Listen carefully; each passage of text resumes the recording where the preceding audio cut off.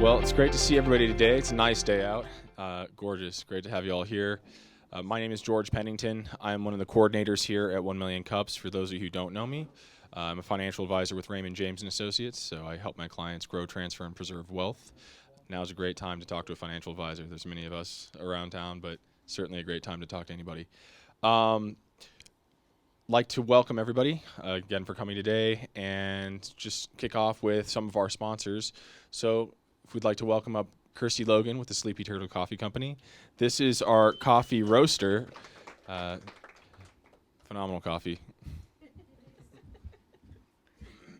Hey guys, my name is Kirsty. I'm the owner of the Sleepy Turtle Coffee Co., a mobile coffee shop located here in Colorado Springs and in the Front Range. I go all over up to Denver. I do pop-ups, grand openings, stuff like that, but I also do private labels and all sorts of stuff. So talk to me after. Next, I'd like to thank our coffee cup sponsor. Do we have anybody here from the SBDC or BBB today? Would you like to speak on behalf? Come on up here. All right, yeah. So it sounds like SBDC and BBB don't show up very often, huh? Not as often. Okay. Well, hi, everybody. My name is Carla Wink, and I am with the BBB, and I will be coming here more often now. So, yeah, really, there's nothing else to say, I guess. But if you guys want to become accredited, please let me know, and I'll be able to help you get that done. Thank you. Absolutely. So please speak with her if you'd like to learn more about their services. With that, I'm going to hold off on announcing our coffee sponsor just yet because I'd like to introduce them as our presenter for today. So I'd like to introduce Rosemary Jaramillo with the Alzheimer's Association. She also jumped in really quickly at the end of last month to be our coffee sponsor for this month. So give her an extra round of applause. And she's going to tell us a little bit more about the Alzheimer's Association, which I think is probably something that resonates with a lot of us. I know that my family has personally gone through Alzheimer's with a family member. So we'd like to welcome you up. Thank you for being our coffee sponsor and our presenter today, Rosemary.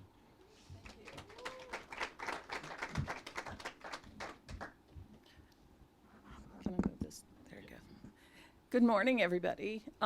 So just to let you know, I am not sick. I have issues with my throat, so nothing happening here. So my name is Rosemary Jaramillo. I am the regional director for Central and Southern Colorado. My team members you probably already met, Charlotte Long and Kelly Hare. Kelly, I think, was out last week. And so we are 3 women strong in 19 counties. And so we cover a lot of territory. And I just wanted to share some stats with you. I had to write them down because I can't keep numbers in my head, so don't hold that against me. So when we talk about Alzheimer's and dementia, I want to throw some numbers out at you. So last year's numbers that we're reporting in the U.S. alone of people of reported Alzheimer's was 5.5 million. This year's numbers are 6.5 million. So that's how much it has increased. This disease is worldwide. So worldwide, we're looking at, I had that down, 55 million worldwide people living with Alzheimer's. And so in 2019, those were the last reports of death in the U.S. 121,499 people died with Alzheimer's disease. And I know it's a myth that people go, oh, you don't die from Alzheimer's disease. You certainly do, because what happens is it affects the brain. What if the brain works the body, right? So when you have this rapidly shrinking brain, guess what happens? Everything shuts down. So you can no longer chew, eat, swallow. It's really devastating. It's devastating to the families that care for their loved ones, because we have over 11 million caregivers in the U.S. taking care of our people with Alzheimer's and dementia. Most of those people are at home because and part of that is because of the cost. The cost is in the billions to care for our country alone with people with Alzheimer's and dementia. And so we do belong to the national organization, which is great because what happens is we know that when we're in a bigger pool, we can actually have more resources. And so our national organization really is pushing that movement for research, and research is where we're at. So this is not a new disease. It was discovered over 100 years ago, right, by Dr. Alzheimer's. And so the National Organization of Alzheimer's came together in 1980. So it's not new. But the problem and the issue is that we weren't putting money behind research. And so now, I mean, we were putting a couple, 300,000 starting off and then some millions. Now we're putting billions of dollars into research. Our organization is the leading nonprofit organization working towards research. So we're third in the nation behind China and the U.S. government. And so we do work with throughout the entire world of trying to eliminate this disease because it is debilitating.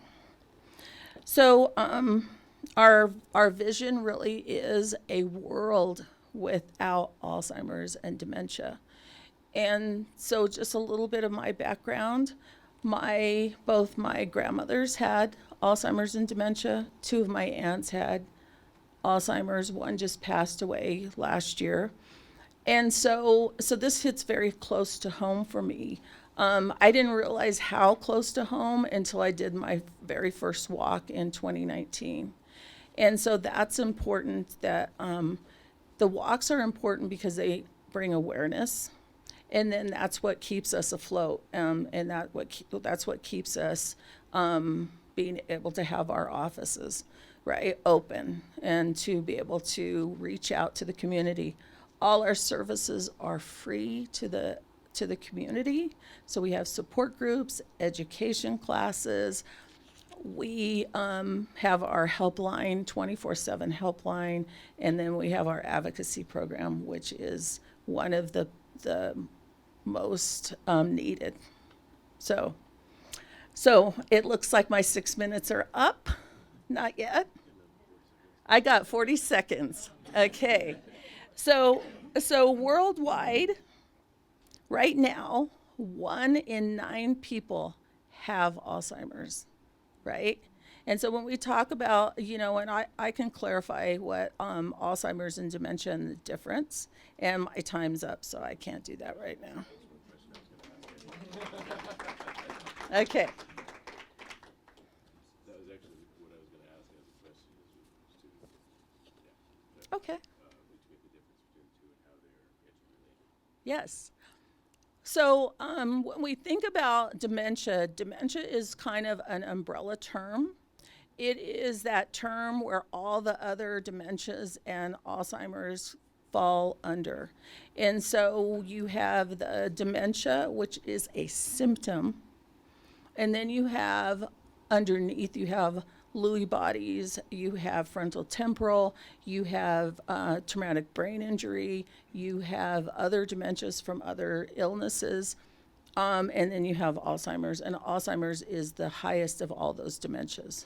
So a person can have dementia and not have Alzheimer's, but they can't have Alzheimer's and not have dementia. So those two kind of go hand in hand. So you kind of hear us go back and forth between dementia and Alzheimer's, because we often get people in that say, oh, we don't have Alzheimer's, we have dementia.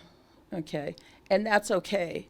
But we want to go to the root of the problem and what's causing that. Is it something as simple as a urinary tract infection? Is it are we not having our high blood pressure under control? Is it diabetes? Are we not controlling our glucose levels? That's the key, right? Of making sure the person is being healthy and staying healthy and keeping all that in track, right? Can you inform us on who is it that Alzheimer is affecting the most? So he wants to know who Alzheimer's affects the most. And unfortunately, it's women. We get, not that we want it to happen to men either, but it's women. It is Black women and Latino women. So they're at the higher risk factor, right?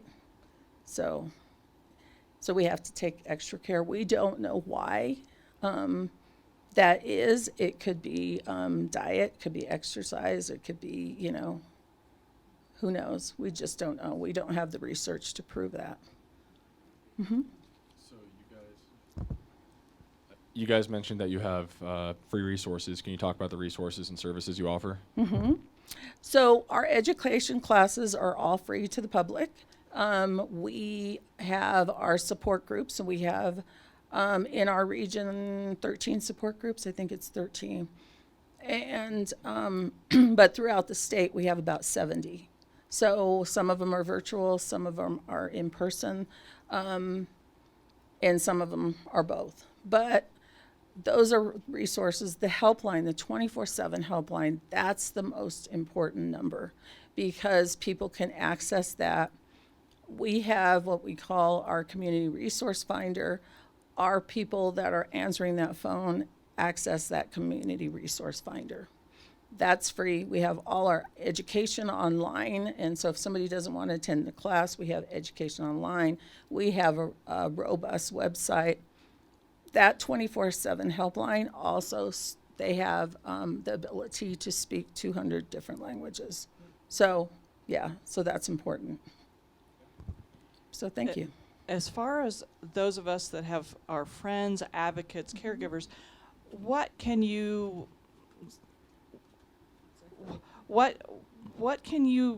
bit of self-care suggestion can you give those of us that haven't done your training that could kind of help us initially get going or keep going? Self-care.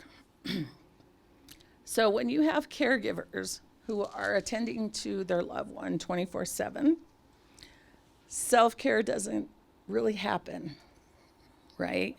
We often have people in our support groups. When we talk about self-care, they come in and they're like, yeah, this hour and a half is all I get all month, right? So that's why we work with agencies like our Area Agency on Aging, our veterans programs, so we can get services into the home to give those caregivers a little bit of reprieve so that they can practice some self-care, whether, it's, meeting with friends or, they just need somebody to come in and maybe clean house because they can't get to the bathrooms, or if they need somebody to cook a meal, and then how can we get services in place? And that's one of the things that we do on a local level and a national level is we'll do a care consultation and we'll help them and guide them through all those services that we have.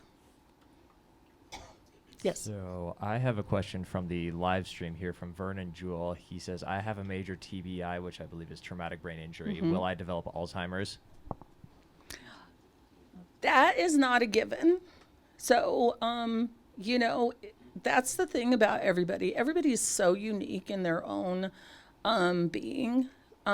We have a unique ability to kind of overcome things and to really kind of work we were just talking about, for example, cataracts, right?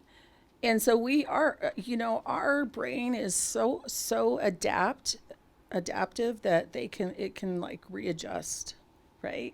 So when we have a traumatic brain injury, there are some issues that come with that, but we can't say for sure that Alzheimer's is going to be a product of that. He might have some dementia, but we can't say for sure Alzheimer's.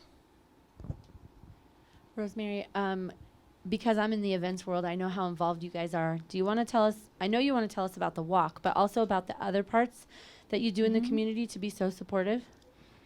So our walk actually is October 1st. It is at Memorial Park. We start registration at 9 a.m. And the walk starts at 10. It is really an event where people can just come out and enjoy themselves, bring their loved ones. If their loved ones, can't walk around the lake, that's okay. We have places for them to kind of hang out, right? And because we want to make sure that we're taking good care of our people with the disease, and we want them to join us. And in the back of the room are our little bookmarks with the QR code, and please, we hope people will register for this event. This is our fundraiser that we do for the year. We also rely heavily on sponsors, and so we have our sponsorships, and so just kind of making that connect. We realize that we're a national organization, but our funding does come from our community at that local level, and the funding really does stay here because that's what keeps us up and running and supplying all these free services. We also have a boatload of brochures that we have access to, and education information too. So I didn't mention that, but that's part of being part of that national organization, is that they actually supply a lot of this for us. And so we're able to deliver this, the material at a local level. So.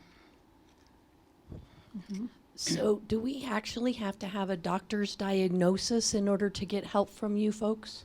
No. So absolutely not.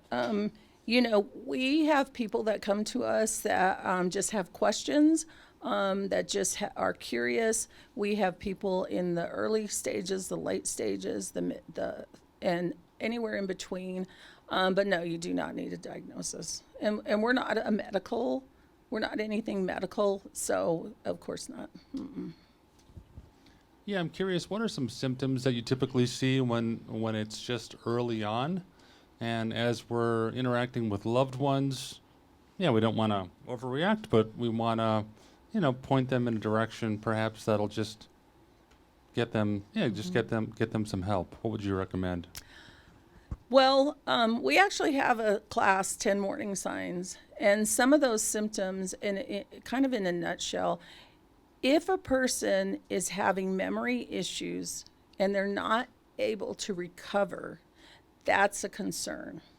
So if people are forgetting where they're at, if they're forgetting who their loved ones are, they're forgetting how to play their favorite game, if they're not recognizing things like what a microwave is, or what a cell phone is, or what a remote control is, those are things that we have to kind of be weary of.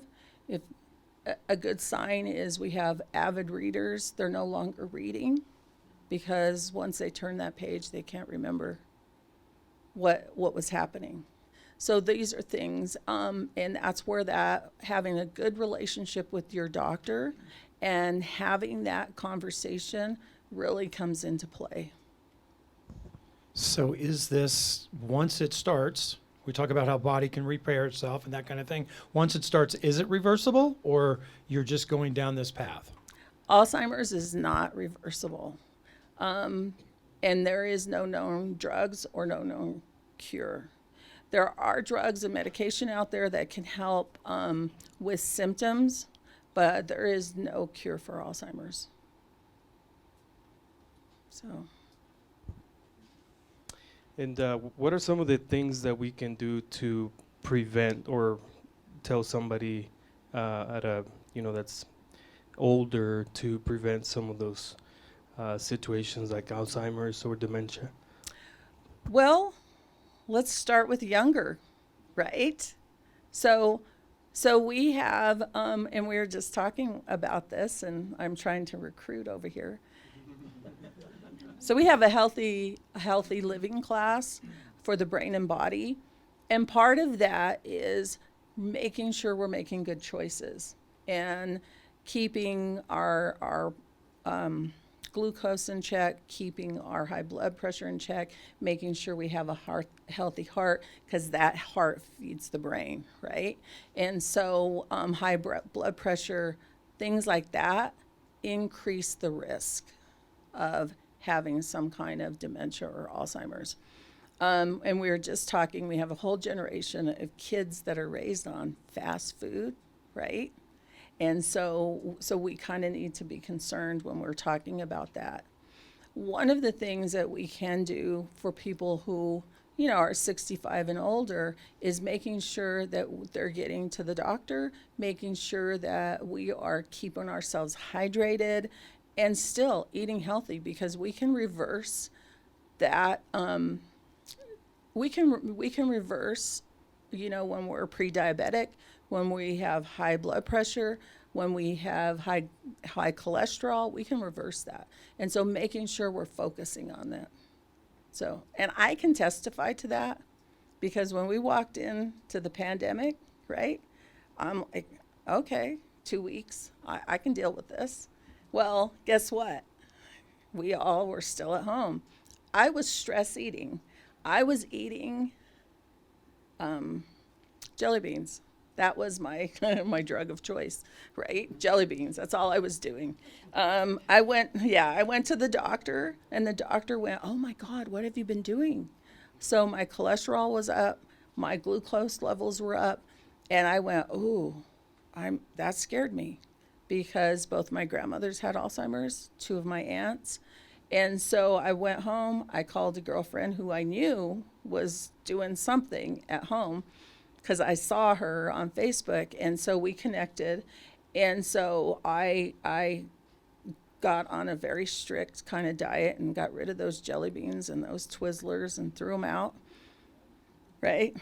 Just had to throw brand new bags in the garbage. It killed me, but I did it.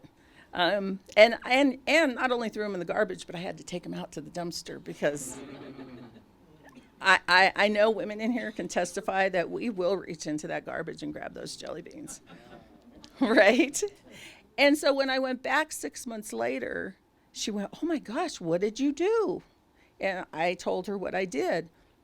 The key to that is, when I left that doctor's office, though, she did not give me resources. Right? I didn't have resources. That's the same thing that we see in our community a lot, is when somebody has a diagnosis of Alzheimer's or dementia, they leave that doctor's office without resources. One of my very good friends, her husband got diagnosed with Alzheimer's about 5 years ago. She left the doctor's office and she told the doctor's office, "Well, what do I do now?" And the doctor said, "Come back in a year." Right? So if we had something like cancer, we would want to know, where is that cancer located? How did that cancer get there? And how do I get rid of it? And how soon can I get rid of it? And what are the resources, right? And I want to know what type it is. I don't want to just know, "Oh, hey, you have cancer," right? I want to know what I can do about it. And so having those resources, and we have a hard time getting those resources into our medical personnel, because we have one in town that calls us on a regular basis and asks us for it. But even just leaving with our helpline number to say, "Okay, what do I do now?" is so important, right? So what do we do now? Yeah. How come Alzheimer's? What is it? How did you get involved? So that's interesting. Well, I find it interesting. So I worked for a local hospice, and we did our first walk, and it kind of triggered me a little bit. I was like, wow, okay. Because of my grandmother, and my grandmother had the dementia when I was young, and I didn't really know what that was, and then had lost my so we call her Lulu, Carmelita. She's my paternal grandmother, and so we lost her also to Alzheimer's at that point in 2019, and my aunt. And but it was such a great event. Like, people were happy to be there. People were just, hugging and high, and, just a lot of joy in that day. And you think, well, it's Alzheimer's. How could there? No, it's a lot of joy because people are honoring their loved ones that day too that have passed. And so having a place to go and honor them is really important. And so actually, then the director, of the Alzheimer's Associate Regional Director at that time, we were at an event together and they congratulated him on his new job. And I went, he got a new job. That means there's an open position, right? And so, I looked, I applied, I interviewed, and they're like, yeah, you're our person. And I said, okay, I'm here. And so that's kind of how I've been. And that was in 2019. So yeah, it's been a great journey. And I could not ask for a better team. And when I say team, our team here and our team throughout the state, it's just an amazing group of people to work with. How many volunteers do you have? Right now, we have about 13 volunteers. We have, the majority are here in Colorado Springs. We have one in Pueblo, we have one in Trinidad, and one in Baca County. So that's kind of where we're at, and they deliver services in those areas. But here we have, and we have a couple of volunteers that have 2 support groups that they run. So they're doing double duty, and they volunteered for that. I didn't make them. Yeah, but we can always use volunteers. We actually cannot do what we do without our volunteers. Our volunteers help us with all our events. They help us with our walk. They help us deliver our programs. And then they do advocacy at the state level and then at a national level. And so we cannot do what we do without volunteers. So with that, I think we have time for our special question.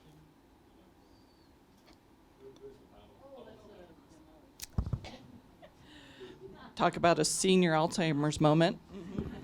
What can we as a Colorado Springs business community do for you, do to help you?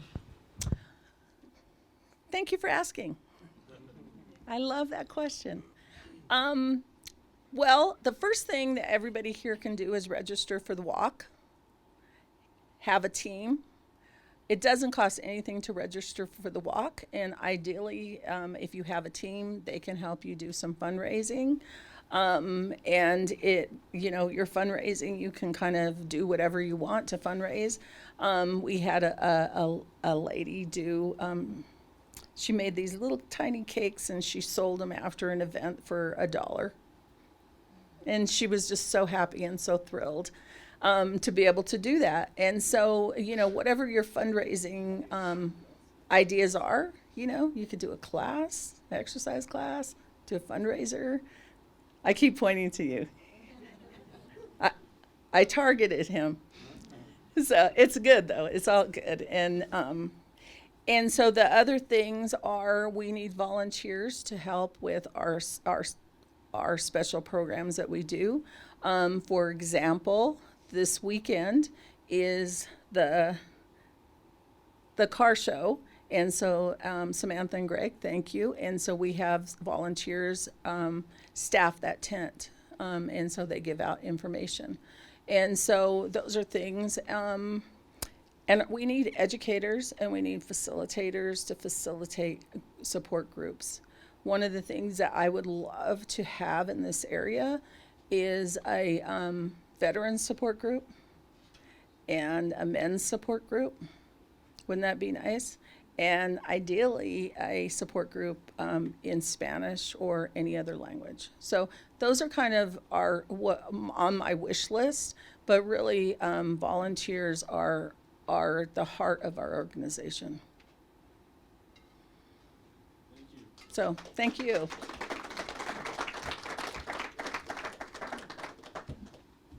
All right, so we have a couple items to take care of here. Firstly, I'd like to welcome up Kevin Fedde with Fetty Studios. Get up here, Kevin.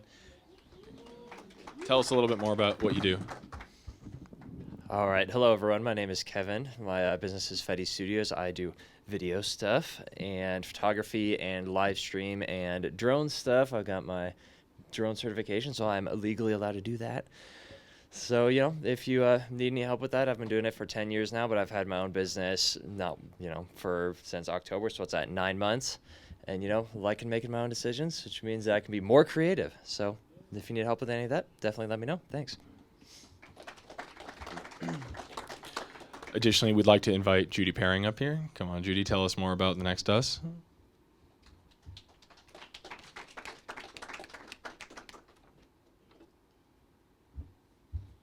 Hey guys, of course, always first and foremost, thank you guys for being here to support entrepreneurs and great organizations here locally, nationwide, and global sounds like the reach. So it's always good to hear these stories. It's good to hear what's going on in the community, and it's good to have you guys here to support each other. So thank you all first for being here. And welcome to the Next Us. We're a co-working space, and we're supporting entrepreneurs locally, just like you guys are doing here today. So what we call our theme here is co-op autonomy. So we're each on our own 2 feet. We're each following our own passions, our own path, our own dreams, but we have each other's back. So thanks for being here today, guys.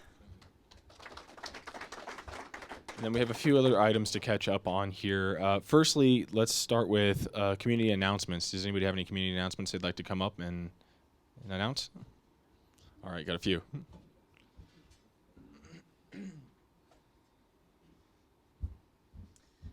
Good morning. Some of you guys might know Dr. Benji Toe. If you don't know him, he's a mobile PT. But it's really exciting because he just now got a space here at the Next Us. And he will be doing his grand opening here on Tuesday, July 12th from 5 to 7. There's going to be free chair massages, which is like the best, right? The ribbon cutting is going to be at 6. And, oh gosh, I can't see. There's going to be beverages and finger foods and prizes and all the things. So if you have time and you have a minute to get here and support him, he's amazing. Tuesday, July 12th from 5 to 7. Yes? I see a lot of announcements that are going to happen. Is there a way that you guys will also be able to get an email of all these announcements? Yeah, on the live video. We encourage people to give us the content that we can copy and paste into social media, but 1 out of 100 actually do that. So, but if she sends it to you, There's also some of these flyers if you want. Yes, I have a bunch of flyers here if anybody's interested. Great question. Today, if you guys are interested in bartering and trading your time, Sam started this Time Banks Colorado Springs. What you do is when you help somebody else out, you can bank that hour, that 20 minutes of your time, and then you can go and utilize that time with somebody else who's in the time banks. I help people with automotive all day, every day. I just fielded 2 questions while I was sitting in the chair about people's cars. I'm not going to time bank that because I'm here and enjoying time with my friends. However, today at 4 o'clock from 4 to 6, you can come learn more about that. It's going to be at the Tejon Eatery upstairs in their meeting room. It's Time Banks, Colorado Springs. 2 quick announcements. First of all, First Friday, come out, enjoy the local art. And at the Alvarez Art Studio and Gallery, we're going to have the opening for breast cancer survivors, breast cancer awareness. Natalie Becker is the host for this. There will be free events all month long supporting breast cancer survivors. Contact me with information.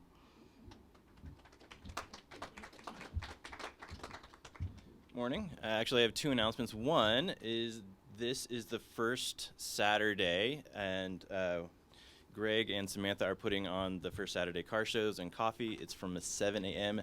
to 2 p.m. It's because of the holiday weekend. It's extended hours. There's going to be food trucks. I'll have a booth there. The Alzheimer's booth is going to be there as well. So come on out, look at some cars, find out a little bit more. We'd love to connect and see you there. If you have questions or more information, I've got some flyers.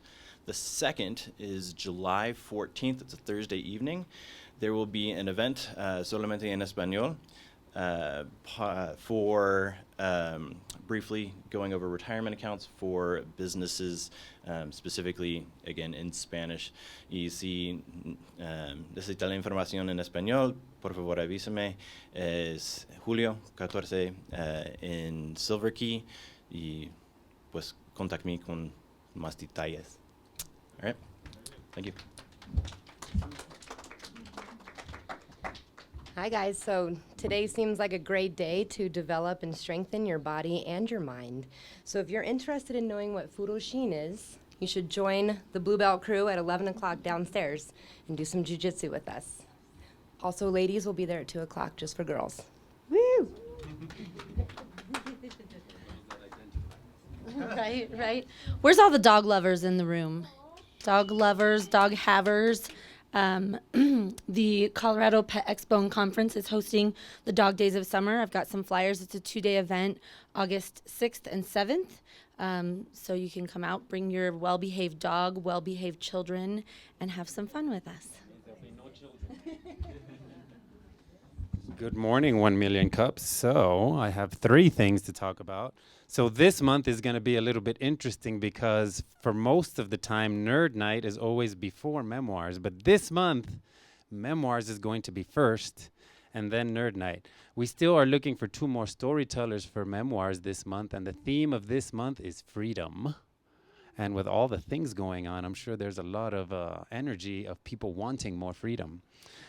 So there's that. And then Nerd Night, we're going to have Miss Rachel give a nerdy talk about flight surgery. So if you want to find out what that's all about, you should definitely be there because is it what it sounds like? You have to go to find out. So this will be on July 18th. This will be on July 20th. So that's going to be a hardcore week. And all of that is going to happen 2 weeks before the Best of the West Wing Fest.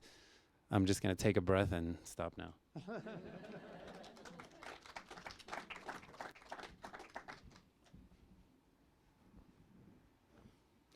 I just want to remind everybody Green Box Festival is going on right now.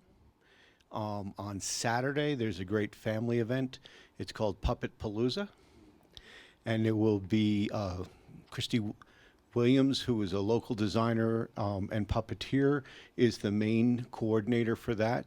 But the Rocky Mountain Puppetry Guild is really intimately involved in that. And I know there'll be a magic show and a workshop on origami puppets.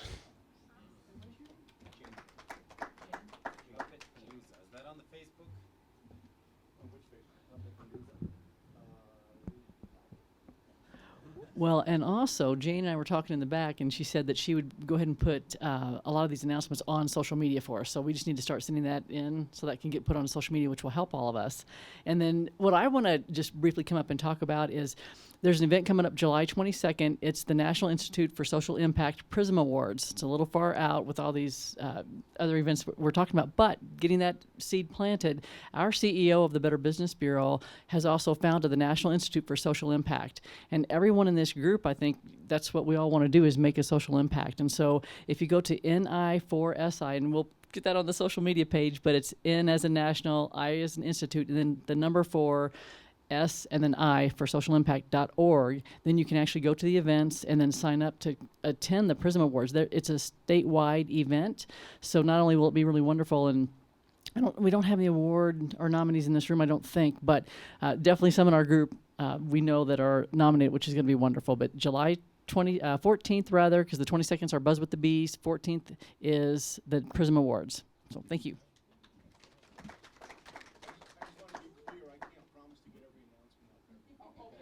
If you write it down for me and maybe I'll make a little form, we'll do the best we can.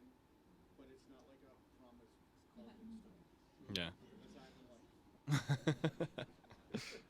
All right. With that, firstly, anybody in here who's already presented, you want to stand up here really quickly? Just want to acknowledge some of our past presenters. All right. Okay. All right. So we've got quite a crowd of past presenters.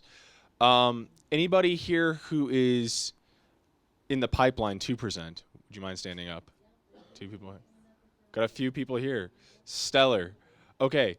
So a lot of you I haven't spoken to, reach out to me. If you've already presented about a year ago or so, let's get in contact. We'd love to get you back up here and give us an update on where you're at now and what you're doing. Those of you who are presenting, I'm sure if you're already working with a coordinator, certainly feel free to reach out to me as well. Be glad to make sure that the process is smooth for you. So yeah, that's great. We just wanted to get a feel for who was in here and who we should be talking to for those update presentations. With that, I think probably was that. Oh yeah. Any first timers here today? All right. Okay. Welcome. And then I'd also like to acknowledge our coordinators and our alumni. So starting with our coordinators, coordinators want to raise your hands? All right. So if you're interested in presenting, or first timers who want to learn more about 1 Million Cups, speak to some of the people that had their hands raised. We'd also like to acknowledge our alumni as well. Do we have any alumni here today? All right, Bob. So thank you guys. With that, I think we have some time for a little bit of open networking, connecting rather. Yeah, so appreciate you guys coming out today. If you have any questions, certainly talk to one of us coordinators. Otherwise, feel free to connect. And anybody with an event, try to get in contact with Jane, and let's try and get that posted for you. So thank you guys.